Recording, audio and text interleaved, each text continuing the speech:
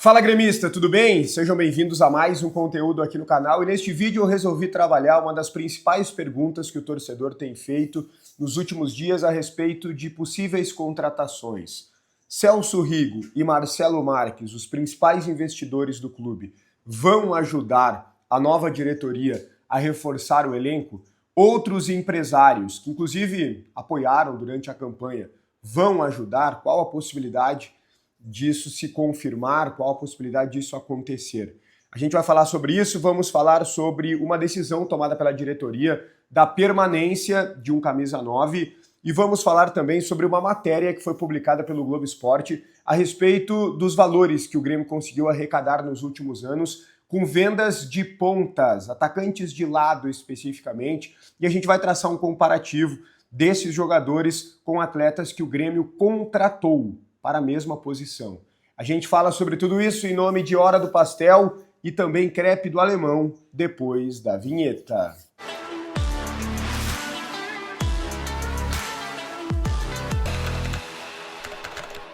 Muito bem, pessoal, antes de tudo, deixa teu like no vídeo, importante para o conteúdo ser entregue a mais gremistas aqui no YouTube, então me ajuda com o like já na arrancada, te inscreve no canal, me ajuda a chegar na marca dos 80 mil inscritos, entra aqui no canal, confere se tu é inscrito, se não for, se inscreva. Também ativa as notificações para sempre ser avisado sobre novas informações do Grêmio e vai deixando a tua opinião nos comentários sobre todos os temas. Primeiro ponto, o Grêmio arrecadou quase 400 milhões de reais vendendo apenas jogadores de lado do ataque, pontas, extremas. Isso desde a primeira venda desse ciclo, que é a do Pedro Rocha.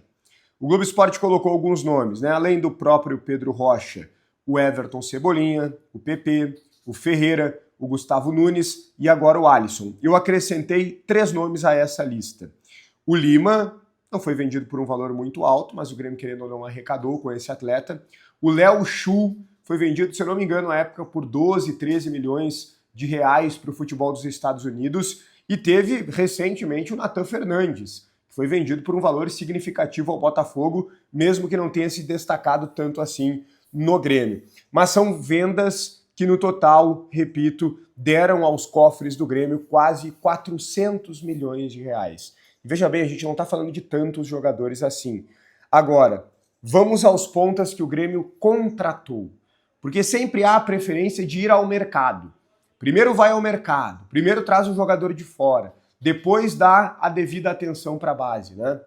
Por isso que o Grêmio está endividado e com tantos problemas, mesmo tendo vendido tantos jogadores. Poderia ter vendido mais, talvez. Ou pelo menos não ter gasto todo esse valor em jogadores insuficientes. O Grêmio poderia apostar mais na base em outras posições também. Por exemplo, aqui, um exemplo bem clássico, Igor Serrote, extremamente limitado.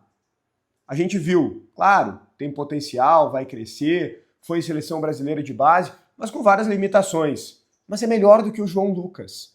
O Grêmio investiu cerca de 7, 8 milhões de reais para contratar o João Lucas do Juventude. O Igor Serrote estava ali, qualidade superior, talvez não tão superior, mas superior, mais aguerrido e com valor de mercado. O João Lucas agora está saindo por empréstimo para o Remo. O Igor Serrote foi vendido e o Grêmio colocou nos cofres 25 milhões de reais aproximadamente. A venda foi na casa de 30, mas o Grêmio não tinha 100% dos direitos. Então é melhor tu investir na base. Eu não estou dizendo para fazer um time só de atletas da base. Mas entre tu contratar um jogador comum como o João Lucas, é melhor tu investir no Igor Serrote. Olha os pontas que o Grêmio contratou nesse período. Certamente estou esquecendo de um ou outro, mas peguei aqui aqueles que marcaram mais. Dos mais recentes, Aravena, cerca de 16 milhões de reais investidos. Kiki Oliveira, a maior contratação da história do Grêmio em valores e um dos piores custos-benefícios da história também, cerca de 26 milhões de reais. Pavon, 22 milhões de reais. Soteldo até não veio caro, veio por empréstimo e foi o que melhor deu resposta de todos aqui que serão citados. O Marinho, o Grêmio pagou muito caro pelo Marinho, na época estava no futebol chinês, não deu a resposta. O Grêmio teve o Alisson, aquele ponteiro pela direita, mas ele jogava muito mais numa espécie de novo Ramiro, ali não foi caro também, então esse eu nem acho que tenha sido uma contratação ruim, pelo contrário, acho que ele foi útil ali para o coletivo.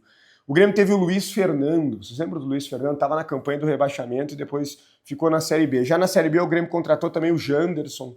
Agora em 2023 o Grêmio teve o Galdino, que até custo-benefício foi bom. Mas olha quantos jogadores insuficientes o Grêmio contratou, né? O Grêmio investiu, o Grêmio gastou, tendo tantos atletas da base para colocar. Eu acho que a fórmula, né, do dinheiro e o caminho do sucesso está muito clara. Basta que os dirigentes vejam isso e os novos dirigentes estão com essa ideia, né, muito clara de apostar na base. Só que é claro que ter ideias boas enquanto a bola não está rolando é mais tranquilo também. Quando a bola rola, você começa a ter alguma dificuldade, começa a perder, a pressão bate, começam os pedidos para demitir esse, demitir aquele, fica mais difícil. E aí é que o bom dirigente sustenta e dá prosseguimento ao processo que está sendo desempenhado. Olha só, o Grêmio decidiu que o André Henrique vai ficar. Claro, a não ser que venha uma proposta muito volumosa. Agora, ele não está na lista de saídas, o Grêmio não está a fim de se desfazer simplesmente do André Henrique. Até surgiu um rumor no Rio de Janeiro de uma proposta ou interesse do Vasco da Gama. O Grêmio não chegou nada, nem para o empresário do jogador, não tem nada em relação ao Vasco. Mas antes o Grêmio recebeu uma proposta do exterior para vender o atleta, hora ou outra recebe sondagens pelo André Henrique. Ele é um jogador que, querendo ou não, se valorizou no mercado, de boas atuações, embora não seja titular do Grêmio, mas o entendimento é que esse é um jogador útil. O Grêmio não vai vender por qualquer valor, não vai se desfazer por qualquer quantia, muito menos emprestar o André Henrique. O Grêmio vai utilizar, hoje ele é o reserva imediato do Carlos Vinícius, o Bright White vai voltar, será uma alternativa também, mas ainda não está pronto para o início da temporada, então o André Henrique fica no Grêmio para 2026. O questionamento principal, Celso Rigo e Marcelo Marques, eles vão ajudar? Por que eles não estão ajudando? O Grêmio está sondando muitos nomes e nomes bons, mas quem contratou de fato até o momento foi o Caio Paulista. Isso não pegou bem entre os torcedores. Eu acho que se o Grêmio tivesse contratado, por exemplo, o TT, e aí depois o Caio Paulista, eu acho que não teria tantas críticas ao Caio Paulista. Ele viria no pacote, o TT está contratado, vamos lá e tudo mais. Agora, quando você tenta o TT e a tentativa continua, o Grêmio quer muito o TT, aí você fala em Everton, você fala em Bento, você fala o Adrielson foi indicado, Everton Araújo, Savarino, só bons jogadores. E o contratado, pelo menos o primeiro contratado é o Caio Paulista, gera um impacto negativo. E embora eu já tenha aqui colocado a minha avaliação sobre essa contratação do Caio Paulista, acho que é melhor do que o Lucas Esteves, né, um jogador que pelo menos teve momentos melhores em clubes grandes ao longo da carreira e acho que tem potencial para nos ajudar. Além de jogar em outras posições também, oferece essa alternativa. Mas enfim, o papo aqui não é o Caio Paulista. O papo aqui é Rigo e Marcelo Marques vão ajudar ou não vão ajudar? Eles têm grana, eles são os melhores, os maiores investidores, né, do Grêmio, e a resposta é a seguinte: o Marcelo Marques está totalmente focado nas questões da sua empresa, a Marquespan, da sua família, segue aquele impacto que a gente muito conversou do período em que ele esteve no futebol. Pediram muito dinheiro para o Marcelo Marques, a todo momento dinheiro para isso, dinheiro para aquilo, ele se assustou, ele pensou, olha, eu não sou nem presidente do Grêmio ainda e eu já estou tendo que gastar para caramba, imagina eu me tornando presidente, o que não vai virar isso? Ele viu que ele não mandaria sozinho, porque futebol associativo é de muita política, você precisa colocar diversas pessoas em vários departamentos, mesmo que elas não entendam absolutamente nada do departamento, mas elas estão ali para dizer que tem um cargo, etc. É assim mesmo, não adianta. Marcelo Marques correu e ainda não está na hora de voltar. Há uma convicção muito grande por parte do Celso Rigo, que esse sim, extremamente ligado ainda à gestão, e do próprio presidente Eurico Roman, né, do Antônio Dutra Júnior também, o vice-futebol, de que em algum momento o Marcelo voltará a estar próximo do Grêmio, e até mesmo podendo ajudar. Agora eles não contam com isso. Então essa é uma expectativa, né? O Marcelo vai ajudar em alguma contratação nessa janela? Essa é uma expectativa que a gente não pode alimentar, porque ela não é verdadeira. Isso não deve acontecer. Agora, o Celso Rigo está sim totalmente à disposição para ajudar. Mas a nova diretoria, e eu acho que está certa, está tentando agir de forma inteligente. Olha, o caminho mais fácil é pegar o dinheiro do Celso Rigo e ir lá e contratar. Contrata. E o clube fica endividado.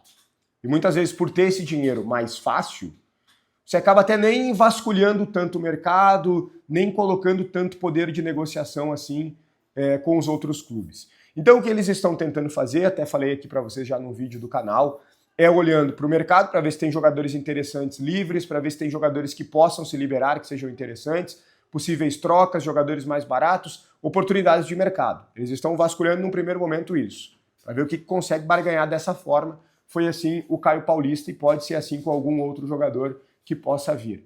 E o investimento será com o que o Grêmio tem. O Grêmio tem algum poder de investimento, apesar dos problemas financeiros, as várias limitações. O Grêmio tem algum poder de investimento. E vai aplicar. O TT é o ficha 1. Se for contratado, vai ser com esse investimento. Vão esticar a corda aqui um pouquinho para contratar em uma outra posição, mas o Grêmio não vai fazer muitas contratações. O foco principal é em liberações.